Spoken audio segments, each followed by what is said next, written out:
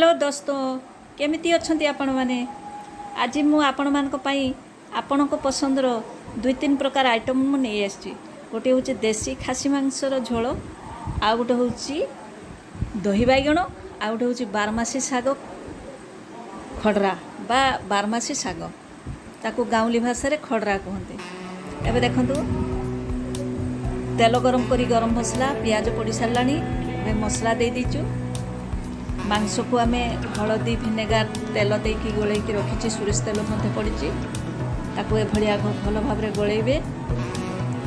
एबे मसला प्रायतः रेडी हो गलानी।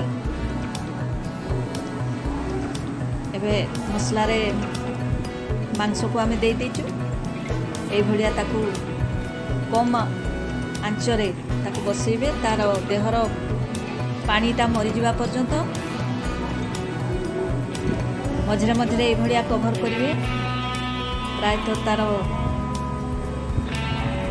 मांसटा ड्राए हो गलानी। एबे ताकू आमे प्रेसर देदेबू किस समय प्रेसर कारण खासी मांसटा को प्रेसर नदेले से सिझबनी हे प्रेसर दे दिया देखो प्रायतः मांस आम प्रस्तुत हो गलानी। अध घंटा भितर देखो आप निहाती आपको पसंद करेंगे कारण देसी मांस जो माने मांस प्रिय से माने ही मुढ़ी सहित आपको बहुत सुंदर भाव में व्यवहार करथांती। ये आ गोटे आइटम देखंतु दही बैगण तेल देली शुखला लंका देली गोटा सोरिष देली ताको ये भलिया भाजिबे।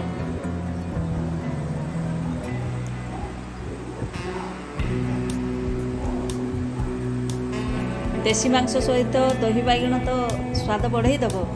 देखु ये हूँ भुसुआ पत्र ताकू छुंक होची आमे दही रखीचु पाखरे बसा दही रही एबे छुंक प्रायतः प्रस्तुत उपरे।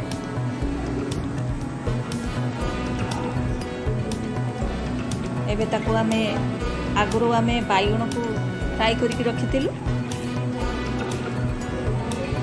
एबे ताकू आमे से दही रे छुंक को दबू देखो छुंक दे दिगला। एबे आमे भजा बैगण को से ऐड करूँ बीट लुण भी देवे जीरा गुंड देवे। एबे दही बैगण प्रस्तुत देखुं केते कम समय भितर प्रस्तुत हो जाइए। एबे देखंतु आमर गाँ टाउन रे भी तो शाग मिले आपण माने ये गोटे नुआ प्रकार मु बनाऊँगी मंजा दे देखो मंजा को केमती छोट छोट पीस कर काटा है।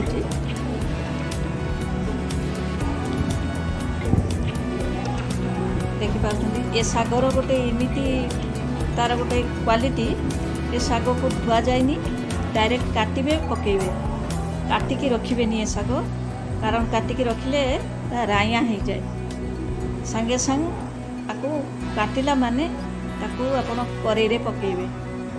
देखो मंजा को ये कटा हो प्रथमे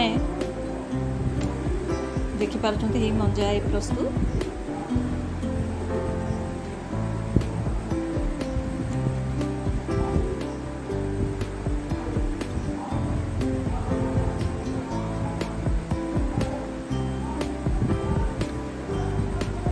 एपर्यंत आमे शाग काटी ना कारण आ पूर्वर आमे मंजा को गरम पानी लुण हलदी टिके पकईकि सिझेबू।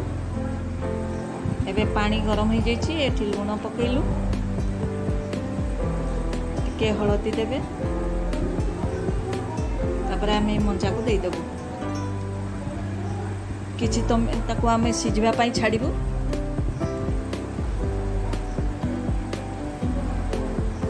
किछि समय सिझीगला पानी कमी जीव संगे संगे आम शाग काटिबा आरंभ करदेलु। देखु केमती शाग टी काटुची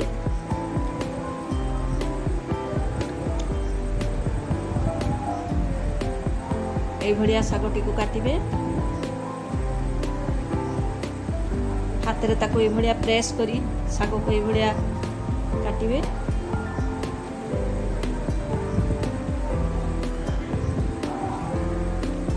एबे सीझी गलानी मंजा एबे शाग को ऐड करा होची ता संगे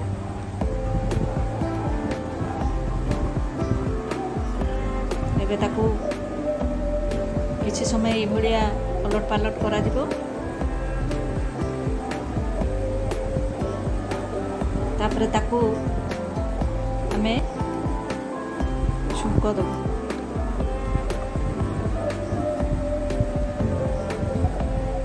मंजा सहित बारमासी शाग देखंतु एबे हमें ताकू प्राय तो सीझी गलानी एबे तेल गरम कली सुखला लंका देली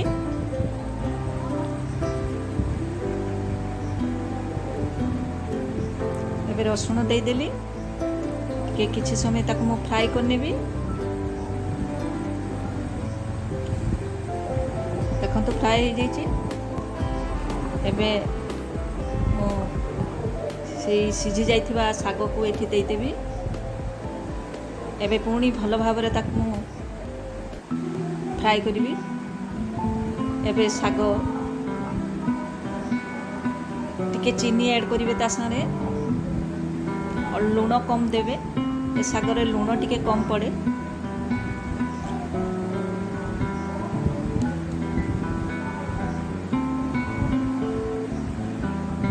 देखो ये भाया ताको फ्राई करेंगे एबे शाग प्रस्तुत हो जदि आगक आपन को भल भल आउ आइटम देखा चाहती ताहले कमेंट करी जनातु मु आपनक पई भल भल आइटम पुणी नहीं आसबी वीडियोटी जदि भल लगे लाइक शेयर और सब्सक्राइब करो।